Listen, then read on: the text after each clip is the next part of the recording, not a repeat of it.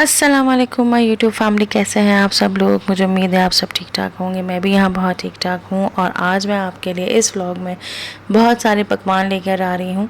और ये पकवान बनाने के लिए ऑब्वियसली कोई ना कोई एक रीज़न है। दावत नहीं है, क्योंकि दावत मैंने जैसे कि आप लोगों को पहले ही कहा है कि मुहर्रम में कोई दावतें नहीं होती हैं। हाँ, न्याज़ नज़र होती है और वो वही है कि आज मेरे घर में न्याज़ हो रही है, क्योंकि आज जो मुहर्रम की तारीख़ है वो 24 मुहर्रम है। और 24 मुहर्रम को जैसे सारे जितने भी अहले तशरीह लोग हैं वो जानते हैं कि 24 मुहर्रम को क्या दिन है या इस दिन से में किसकी शहादत हुई थी। तो इस दिन को जो शहादत हुई थी वो मौला सज्जाद और मौला सज्जाद इमाम हुसैन अलैहिस्सलाम के बेटे हैं। और करबला में वो वाहिद एक ही मर्द रह गए थे जो कि मौला सज्जाद अलैहिस्सलाम थे। और इनके बारे में मैं आपको आगे ब्लॉग में बताती रहूँगी, लेकिन पहले मैं ये आपको बता दूँ तो आज हो रही थी मेरे घर में न्याज़ मौला सज्जाद अलैहिस्सलाम की, क्योंकि पिछले साल इसी दिन जो है मुझे कोविड हो गया था और मेरा रिज़ल्ट पॉजिटिव आया था और मेरी तबीयत बहुत ज़्यादा ख़राब थी। यानी कोविड की जितनी भी अलामतें थीं वो सब की सब मुझे थी। यानी टेस्ट चला गया था, स्मेल चली गई थी, बुखार था, बॉडी पेन था, ईच एंड एवरीथिंग। तो मैंने ये मन्नत मानी थी कि सबको सेहत सलामती दे, तो मैं नेक्स्ट ईयर जो है अपने घर में न्याज़ दूँगी।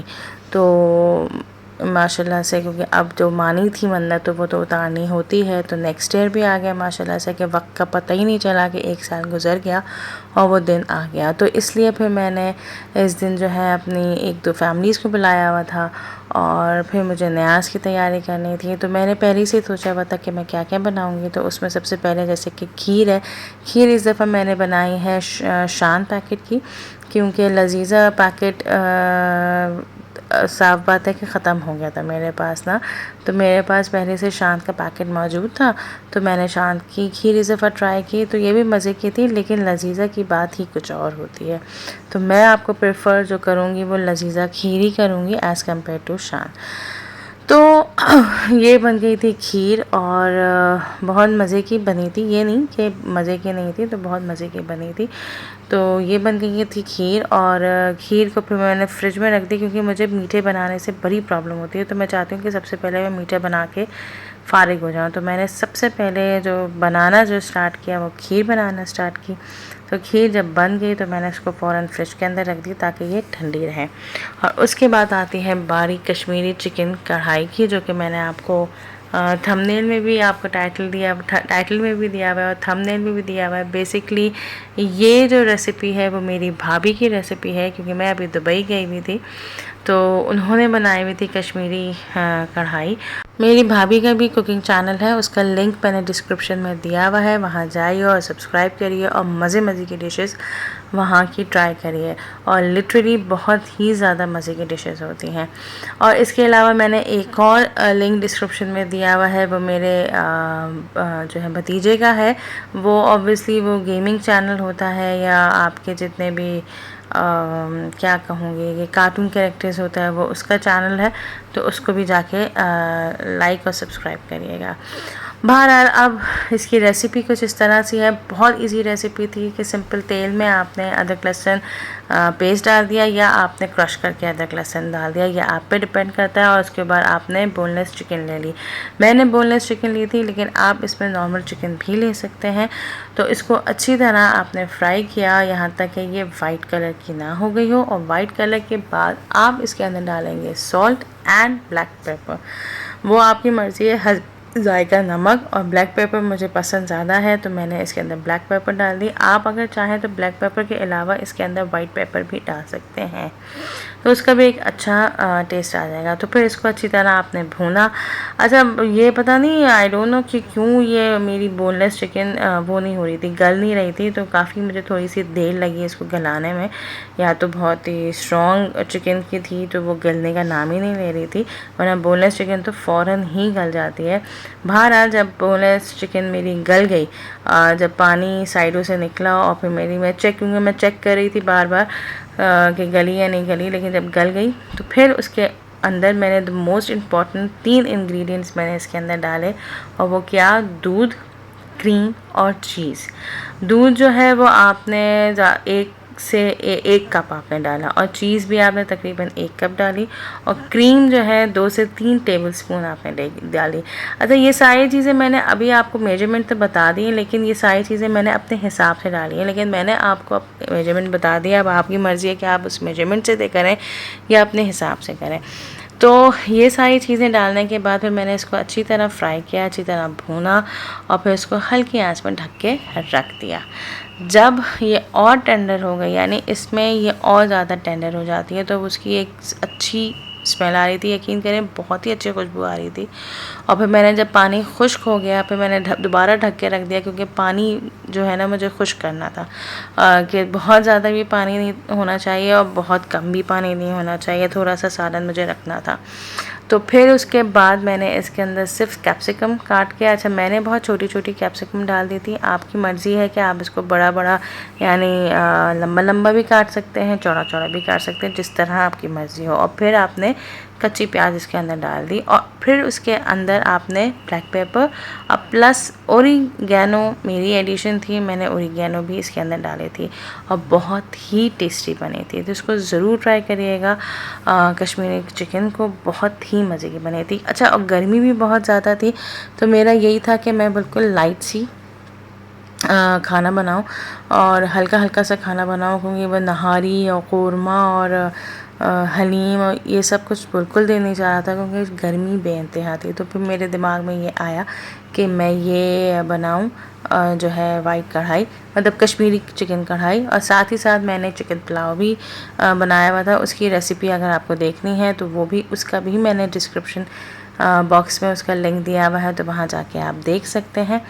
और फिर आई थी बारी रशियन सैलेड की। अच्छा, रशियन सैलेड भी मेरा बहुत दिल चाह रहा था, क्योंकि वही बात आ जाती है कि गर्मी के मौसम में बहुत लाइट सी चीज़ें खाने को दिल चाहता है। तो इस दफ़ा मैंने सोचा था कि कल रशियन सैलेड में मैं बहुत सारी चीज़ें डालूँ, क्योंकि रशियन सैलेड एक ऐसी सैलेड है जिसमें आप बहुत सारी चीज़ें एडअप कर सकते हैं। तो मैंने लिटरली वो अपने एप्पल्स लिया और मेरे पास सिर्फ इसके अंदर क्या नहीं था, my most favourite vegetable piece यानी मटर मेरे पास मौजूद नहीं थे, बाकी सारी चीज़ें मौजूद थी। तो सिवाय मटर के अलावा मैंने इसके अंदर सारी चीज़ें डाली और पाइनएप्पल्स, ये 2 चीज़ें नहीं थी। तो फ्रूट्स में क्योंकि पाइनएप्पल्स और एप्पल मुझे बहुत पसंद है रशियन सैलेड में। फिर एक छोटी सी बंद गोभी ले ली थी, उसको मैंने जैसे रफली काट ली और फिर मैंने चिकन और आलू को भी बॉईल कर लिया था और फिर गाजर, कुकम्बर और कैप्सिकम, इन सारी चीज़ों को मिक्स किया। And the most important thing Russian salad की जो चीज़ होती है वो होती है मैक्रोनी। वो आप किसी भी शेप में, पास्ता शेप में आप मैक्रोनी शेप में भी ले सकते हैं, वो आप एल्बो शेप में भी ले सकते हैं, in what ever you want. तो इन सारी चीज़ों को मैंने एक बड़े पतीले में मिक्स किया। उसके अंदर मैंने जो है वो नमक और ब्लैक पेपर डाला और शुगर डाली और हल्का सा नमक डाला, इनको मिक्स किया और फिर उसके बाद मैंने पूरा क्रीम का पैकेट डाल दिया। मैंने ऑल पर क्रीम यूज़ की थी, पूरी ऑल पर क्रीम मैंने उसके अंदर डाल दी एंड प्लस मैंने मेयोनीज़ यूज़ की थी। अच्छा, मैंने सिंपल मेयोनीज़ यूज़ नहीं करती, वो मुझे बिल्कुल नहीं पसंद होती। हाँ, मैंने चिकन मेयोनीज़ यूज़ की थी, तो वो मैंने डाली और उसको फिर मैंने अच्छी तरह मिक्स कर दिया। तो इस तरह मेरी रशियन सैलेड हो गई तैयार और लिटरली सारी चीज़ें बहुत मज़े की बनी थी। और इसके अलावा जो न्याज में बनाया था मैंने, जिस तरह का मैंने आपको बताया कि पुलाव था, चिकन थी, रशियन सैलेड थी, खीर थी, काफ्ता कबाब मैंने मंगवा लिए थे, उसको फ्राई कर लिया था और पराठे थे और शरबत था। और एक और जो मेरी भाभी आई थी तो वो भी मैंगो टैंगो ले आई थी, तो वो भी मैंने न्याज में शामिल कर दिया था। तो इस तरीके से मेरी बहुत अच्छी तरीके से न्याज हो गई थी और बहुत अच्छा लगा था कि काफ़ी ख़ूबसूरत तरीके से ये मेरी न्याज हो गई। अच्छा, इस तरह तो मेरी सब कुछ चीज़ें बन गई थी जो मैंने आपको बताया। और अब मुझे आपसे बात करनी है एक इम्पॉर्टेंट बात, और वो ये कि मैंने आप लोगों को जो एक मिशन दिया हुआ है कि मुझे कंप्लीट करने हैं अपने 5000 सब्सक्राइबर। सो प्लीज़ मेरी इस मिशन पे मेरी मदद करें कि आप मेरे मिशन को कंप्लीट करवाने के लिए आप 5000 सब्सक्राइबर मेरे लेकर आएँ। यानी सब्सक्राइब करें। उस चीज़ के लिए आप लोगों को मेरे चैनल को सब्सक्राइब करना होगा। और यकीन करें, मैं ये समझती हूँ, क्योंकि मैं भी नए यूट्यूबर्स की मैं बहुत ज़्यादा हेल्प करती हूँ, मैं उनकी वीडियोस भी देखती हूँ, मैं उनको सब्सक्राइब भी करती हूँ। क्योंकि यकीन करें, एक वीडियो को बनाने के लिए यानी एक व्लॉगिंग चैनल को कंटिन्यू रखना और उसको बार बार उसमें अपनी वीडियोस डालना और सबसे पहले ये सोचना, कंटेंट सोचना, बहुत ही मुश्किल की बात है और बहुत ही मुश्किलों से बनती है। तो मैं ये चाहती हूँ कि सबकी मेहनत ज़ाया ना जाए और सब एक दूसरे की हेल्प करें और सब एक दूसरे की मदद करें, सपोर्ट करें। तो एक दूसरे की सपोर्ट करने से ही अपने अपने चैनल्स इंक्रीज़ हो सकते हैं। और मुझे उम्मीद है कि अगर इंसान मेहनत भी करेगा और दुआ में भी यकीन रखता है, और मैं तो बहुत ज़्यादा रखती हूँ दुआ में यकीन, और हर कोई रखता होगा, तो फिर एक ना एक दिन उनका यूट्यूब ज़रूर चलेगा। यानी जैसे कि जो अभी माशाल्लाह से फेमस यूट्यूबर्स हैं जिन्होंने मेहनत की है और वो अब फेमस ही हैं माशाल्लाह से, और यानी आधे घंटे में उनके माशाल्लाह से बहुत ज़्यादा व्यूज़ आ जाते हैं। तो इंशाल्लाह इतनी उम्मीद है मुझे भी और नई यूट्यूबर्स के लिए भी कि वो उनके भी आधे घंटे में व्यूज़ आ जाएंगे, लेकिन उसके लिए है एक दूसरे की सपोर्ट और दुआएं। तो let's start our mission together.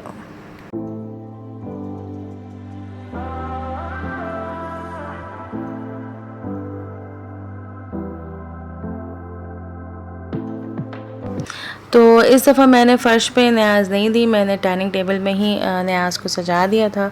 तो यहीं पे मैंने सारी चीज़ें रख दी थी, क्योंकि काफ़ी आराम से खा ली जाती हैं कि लोग फिर टेबल पे बैठ के खा लेते हैं आराम से। तो इसलिए मैंने इस दफ़ा टेबल पे सजा दी थी। जैसे कि आपने 10 मुहर्रम को देखा था कि मैंने न्याज़ जो है फ़र्श पे बिछाई थी, तो इस दफ़ा मैंने टेबल पे की थी। और इस तरह ये हो रही थी न्याज़, क्योंकि सबकी अपनी प्राइवेसी होती है, तो मैंने सबको नहीं दिखाया, बाकी सब मौजूद थे यहाँ पे। और फिर न्याज़ के बाद हम लोग गए थे जुलूस पे, जो कि हमारे मोहल्ले में, यानी जो इमाम बारगाह है जो मैंने आपको दिखाया था, तो वहाँ से निकलता है जुलूस। और वो जो मोहल्ले में जितने भी अहले तशरीह के घर होते हैं, वहाँ वहाँ ये जाता है ताबूत मौला सज्जाद का। तो मौला सज्जाद के बारे में बस मैं आपको कुछ ये बताना चाह रही हूँ। मौला सज्जाद अलैहिस्सलाम जो है वो इमाम हुसैन के बेटे हैं, और करबला में सिर्फ वो वाहिद एक मर्द जो रह गए थे वो मौला सज्जाद रह गए थे, और यही हमारे चौथे इमाम हैं। तो इन्हीं को जो है वो जो है 11 मुहर्रम को जो है वो कैदी बना के इनको शाम में लेके गए, इनको फिर कूफा लेके गए। तो वो जितना भी आप सुनते हैं वो मौला सज्जाद अलैहिस्सलाम का सुनते हैं। तो उनका ताबूत हमारे घर में भी आया था। अच्छा, ये बेसिकली पूरा अंदर तक आता है, लेकिन ऊपर इस दफ़ा तार बहुत ज़्यादा मौजूद थे, तो वो सेफ्टी के लिहाज से अंदर नहीं आया। तो बस हमने यहीं से ज़ियारत कर ली मौला सज्जाद का, और बहुत सारे लोग भी मौजूद थे यहाँ पे, तो फिर हमने तबर्रुक भी तकसीम किए। तो ये था मेरा आज का व्लॉग। आई होप कि आपको मेरा व्लॉग पसंद आया होगा, और जिन जिन लोगों को दुआएं भी करनी है मौला सज्जाद के ताबूत को देखकर, मौला सज्जाद अलैहिस्सलाम के ताबूत को देखकर, तो वो भी दुआएं कर सकते हैं, और मुझे यकीन है कि उनकी दुआएं ज़रूर कबूल होंगी। सच्चे दिल से वो दुआ मांगेंगे तो सच्चे दिल से उनकी दुआएं ज़रूर कबूल होंगी। तो यहीं पे मैं आपसे खुदाफिज़ चाहती हूँ। दुआ में याद रखिएगा, मैं भी आपको दुआ में याद रखूँगी, और सब्सक्राइब ज़रूर करिएगा, लाइक करिएगा, शेयर करिएगा। अल्लाह हाफ़िज़।